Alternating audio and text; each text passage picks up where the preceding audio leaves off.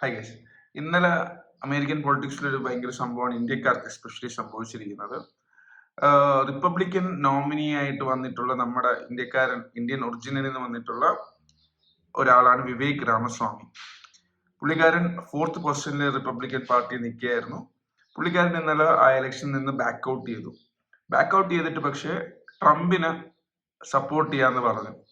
അപ്പൊ ട്രംപ് ഇന്നലെ ആ സപ്പോർട്ട് ചെയ്യാന്ന് പറഞ്ഞു കഴിഞ്ഞിട്ട് ട്രംപിന്റെ ഒരു ചെറിയ വീഡിയോ ഉണ്ട്. ട്രംപ് എന്താണ് വിവേക് രാമസ്വാമിനെ കുറിച്ച്, ഇന്ത്യക്കാരനായ വിവേക് രാമസ്വാമിനെ കുറിച്ച് പറഞ്ഞതെന്ന് കേൾക്കാം. ഇപ്പൊ കണ്ടോളൂ. Last night, I was honored to receive the endorsement of a man who has become a true leader and earned the admiration of so many patriots. I've been a friend of his, even though we were competing against each other. But I was a friend of his, and we got along. And he was saying he's a great president. I kept saying, why is he running? He keeps calling me a great president.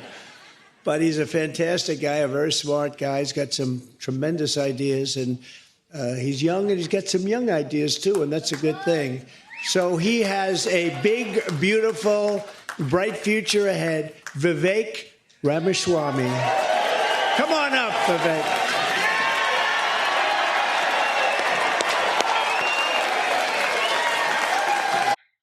ഇപ്പം ട്രംപിനെ endorse ചെയ്യാന്ന് പറഞ്ഞതുകൊണ്ടും, endorse ചെയ്യാന്നാണ് അവിടെ support ചെയ്യുന്നതിന് പറയുന്ന വാക്ക്. ഈ endorse ചെയ്യാന്ന് പറഞ്ഞത് കൊണ്ട് ട്രംപിന് ഭയങ്കര ഇഷ്ടപ്പെട്ടു. അത് മാത്രമല്ല, ട്രംപിന്റെ കൂടെ ട്രംപ് പറയുന്നതിലെല്ലാം ശരിയുണ്ട് എന്ന് നേരത്തെ വിവേക് പറയുന്നുണ്ടായിരുന്നു. അവിടെ അമേരിക്കൻ പൊളിറ്റിക്സിൽ 2 പാർട്ടികളാണ് ഉള്ളത് മെയിൻലി. നമ്മുടെ ഇവിടെ ഉള്ളത് പോലെ അല്ല, 3 പാർട്ടി ഇല്ല, 2 പാർട്ടിയാണ് ഉള്ളത്. നമ്മുടെ ഇവിടെ ഇപ്പൊ 2 പാർട്ടിയേ ഉള്ളൂ. ഡെമോക്രാറ്റിക് പാർട്ടിയും റിപ്പബ്ലിക്കൻ പാർട്ടിയും. ഡെമോക്രാറ്റിക് പാർട്ടി ലെഫ്റ്റ് വിങ് പാർട്ടിയാണ്, അതായത് ഇടതുപക്ഷ പാർട്ടിയാണ്. Republican party right wing party, അതായത് വലതുപക്ഷ പാർട്ടിയാണ്. വലതുപക്ഷ പാർട്ടിയിലാണ് വിവേക് രാമസ്വാമിയും ഉള്ളത്. വിവേക് രാമസ്വാമി ഈ മെഡിക്കൽ ബിസിനസ് ഫീൽഡിലുള്ള ആളാണ്. അയാൾ ഇപ്പോൾ ഈ വർഷമായിട്ട് ആദ്യമായിട്ട് പൊളിറ്റിക്സിലോട്ട് ഇറങ്ങി അവിടെ ഒരു പ്രസിഡൻഷ്യൽ ഇലക്ഷൻ റേസിൽ അമേരിക്കൻ പ്രസിഡന്റ് ആവണമെന്നുള്ള റേസിൽ റിപ്പബ്ലിക്കൻ പാർട്ടിയുടെ നോമിനേഷൻ, റിപ്പബ്ലിക് പാർട്ടീനെ ആര് റെപ്രസെന്റേറ്റ് ചെയ്യണമെന്നുള്ള ആ കാര്യത്തിനാണ് പുള്ളിക്കാരൻ അവിടെ പോയത്. അപ്പോ പുള്ളിക്കാരന് നല്ല സപ്പോർട്ട് കിട്ടി. 8% വോട്ട് റിപ്പബ്ലിക്കൻ പാർട്ടി, അയോവ എന്ന് പറഞ്ഞ സ്റ്റേറ്റിൽ നിന്ന് 8% വോട്ട് അങ്ങനെ വാങ്ങിക്കാൻ പറ്റി. പക്ഷെ അയാൾ ഒരിക്കലും പ്രസിഡന്റ് കാൻഡിഡേറ്റ് ആവില്ല എന്നുള്ള പുള്ളിക്കാരന് മനസ്സിലായി. അപ്പൊ ബെസ്റ്റ് കാൻഡിഡേറ്റ് ആയാലും ട്രംപിന് വേണ്ടി സപ്പോർട്ട് ചെയ്യാന്ന് പറഞ്ഞു. അപ്പൊ വിവേക് രാമസ്വാമി എന്താണ് പറയുന്നതെന്നും കൂടെ ഒന്ന് കേട്ടിട്ട് ഞാൻ ബാക്കി കാര്യങ്ങൾ പറയാം. ഇത് കണ്ടോ.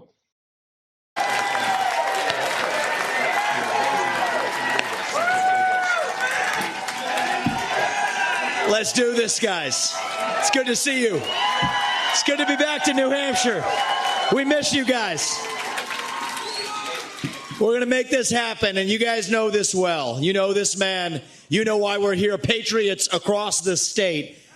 We are in the middle of a war in this country. That's what this is. It's not a war between black and white. It's not between Democrat and Republican, even in a deeper sense. It's between the permanent state and the everyday citizen. Between those of us who love the United States of America and a fringe minority who hates this country and what we stand for. And right now we need a commander-in-chief who will lead us to victory in this war. That's what we need in this country. You got to know you're in a war to win one. You can't win. കേട്ടല്ലോ. ഇപ്പോഴ് നമ്മുടെ അവിടുത്തെ politics almost similar ആണ്. അതിന്റെ ഏക വ്യത്യാസം എന്ന് വെച്ച് കഴിഞ്ഞാൽ ഇവിടെ BJP പിടിക്കുന്നത് ഹിന്ദുത്വ പൊളിറ്റിക്സ് ആണെന്ന് പറയുന്നു. BJPനെ എല്ലാവരും നമ്മൾ കുറ്റപ്പെടുത്തുന്നു. ഹിന്ദുത്വ പിടിക്കുന്നു.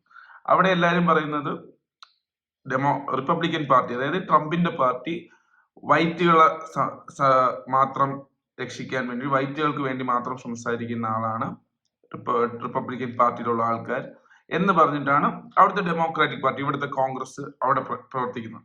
കോൺഗ്രസിന്റെ ആളെന്ന് പറയുന്ന പോലത്തെ അവിടുത്തെ ഡെമോക്രാറ്റിക് പാർട്ടിന്റെ ആളാണ് ജോ ബൈഡനാണ് ഇതുവരെയുള്ള അവരുടെ ഒരു പ്രസിഡൻഷ്യൽ കാൻഡിഡേറ്റ് ആയിട്ട് പുറത്ത് കാണാൻ പറ്റുന്നത്. ചിലപ്പോൾ അവസാന സമയം മിഷേൽ ഒബാമ ആവാൻ വരെ ചാൻസ് ഉണ്ടെന്ന് കേൾക്കുന്നുണ്ട്. പക്ഷെ അവർ ലാസ്റ്റ് മിനിറ്റ് ഡിസൈഡ് ചെയ്യുള്ളൂ. അവർക്ക് ഇങ്ങനെ ഇതേപോലെ എലക്ഷൻസ് ഇല്ല. ഈ ഡെമോക്രാറ്റിക് പാർട്ടിയിൽ എലക്ഷൻസ് ഇല്ല.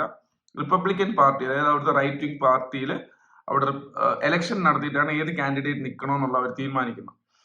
സോ അപ്പോ ഡൊണാൾഡ് ട്രംപിന് 50% മേലെ സപ്പോർട്ട് ഉണ്ട് ഓൾറെഡി റിപ്പബ്ലിക്കൻ പാർട്ടിയിൽ. സോ അയാൾ തന്നെ ആയിരിക്കണം ഇപ്രാവശ്യം റിപ്പബ്ലിക്കൻ പാർട്ടിയുടെ പ്രസിഡൻഷ്യൽ കാൻഡിഡേറ്റ്. സോ അവിടുത്തെ വ്യത്യാസം എന്ന് വെച്ചാൽ അവിടെ ബ്ലാക്ക് വേഴ്സസ് വൈറ്റ് കളി കളിക്കാൻ നോക്കുന്നുണ്ടെങ്കിൽ, അതായത് എപ്പോഴും ലെഫ്റ്റ് വിങ്ങിൽ നിൽക്കുന്ന പാർട്ടീസ് എല്ലാവരും മൈനോറിറ്റീസിന്റെ കൂടെ നിൽക്കാനാണ് അവർ ശ്രമിക്കാറ്. റൈറ്റ് വിങ് എപ്പോഴും നാഷണലിസ്റ്റ്, അതായത് രാജ്യസ്നേഹം എന്ന് പറഞ്ഞ സാധനമാണ്. ഇപ്പൊ വിവേക് രാമസ്വാമി ഒന്ന് പറഞ്ഞതും അതാണ്. അതായത് ഇത് കോൺഗ്രസും ബി ജെ പിയും തമ്മിലുള്ളതല്ല. ഇപ്പൊ ഫോർ എക്സാമ്പിൾ കോൺഗ്രസ്സുകാരൻ പറയുന്ന ഇത് ബി ജെ പിക്കാരൻ പറയുന്ന ഒരു ഡയലോഗ്, കോൺഗ്രസും ബി ജെ പിയും തമ്മിലുള്ള ഒരു അടിയല്ല ഇത്. ഇത് ഇന്ത്യ ദേശസ്നേഹികളും ദേശസ്നേഹം ഇല്ലാത്തവരും തമ്മിലുള്ള അടി എന്നുള്ളതാണ്. സോ ഈ ഇലക്ഷൻ ഭയങ്കര സിമിലർ ടു അവർ ഇതാണ്. ഈ റൈറ്റ് വിങ് പാർട്ടീസ് എങ്ങനെ വളരുന്നു? ഇപ്പൊ എല്ലായിടത്തും റൈറ്റ് വിങ് പാർട്ടീസ് വളരുകയാണ്. അതായത് വലതുപക്ഷ പാർട്ടികൾ ഈ ലോകത്ത് എല്ലായിടത്തും വളരുകയാണ്. നെതർലാൻഡ്സിൽ ഉൾപ്പെടെ ഭയങ്കര ലെഫ്റ്റ് വിങ് ആണെന്ന് പറയുന്ന നെതർലാൻഡ്സിൽ ഉൾപ്പെടെ റൈറ്റ് വിങ് പാർട്ടീസ് വളരുകയാണ്. എങ്ങനെയാണെന്ന് ചോദിച്ചു കഴിഞ്ഞാൽ, റൈറ്റ് വിങ് എപ്പോഴും വളരുന്നത് നമ്മൾ അവരെ ഏലിയനേറ്റ് ചെയ്ത് അവർ ഏറ്റവും കൂറകളാണ്, അയ്യേ മോശക്കാർ, ഇവര് നമ്മുടെ സൊസൈറ്റി നിൽക്കാൻ കൊള്ളില്ല എന്ന് പറയുമ്പോൾ ഈ അങ്ങനെ ചെറിയ വിശ്വാസങ്ങൾ ഉള്ളവരുണ്ടായിരിക്കും, കൺസർവേറ്റീവ് ആയിട്ടുള്ള മതങ്ങളിൽ വിശ്വസിക്കുന്ന അങ്ങനെയുള്ളവർക്ക് അവരെ എല്ലാരെയും ആർക്കും ഇഷ്ടമല്ല, നിങ്ങൾക്ക് ആർക്കും ഇഷ്ടമല്ലെങ്കിൽ പിന്നെ നിങ്ങൾക്ക് എന്തിനു വോട്ട് ചെയ്യണം എന്നുള്ള ക്വസ്റ്റ്യനിലേക്ക് ആൾക്കാർ എത്തിത്തുടങ്ങി. അപ്പൊ ഇവരെ ഏലിയനേറ്റ് ചെയ്ത് ഇവരെ അങ്ങ് വില്ലനൈസ് ചെയ്ത് വെക്കുകയാണ് നമ്മുടെ ഇപ്പോഴത്തെ ഒരു രീതി. ആ രീതിയിൽ നിന്ന് മാറി ജസ്റ്റ് അനദർ പൊളിറ്റിക്കൽ പാർട്ടി എന്ന് പറഞ്ഞിട്ട് അവരുടെ ഐഡിയാസിനെ മാത്രം നമ്മൾ പറയാം, അവരുടെ പോളിസീസിനെ കുറ്റപ്പെടുത്തുക. അല്ലാതെ ഈ ഹിന്ദുത്വനെ പിടിച്ചുകൊണ്ടിരുന്നു കഴിഞ്ഞു കഴിഞ്ഞാൽ നമ്മൾ ഹിന്ദുസിനെ വില്ലനൈസ് ചെയ്യുകയേ ഉള്ളൂ. എന്റെ അഭിപ്രായം ഇതാണ്. ഇനിയും നിങ്ങൾക്ക് ഇഷ്ടപ്പെട്ടിട്ടുണ്ടെങ്കിൽ താഴെ കമന്റ് ചെയ്യുക. ഞാൻ ഇനിയും ഇങ്ങനത്തെ അമേരിക്കൻ പൊളിറ്റിക്സിനെ കുറിച്ചുള്ള വീഡിയോസ് ചെയ്യാം. Thank you for all the views in the last video. Bye bye.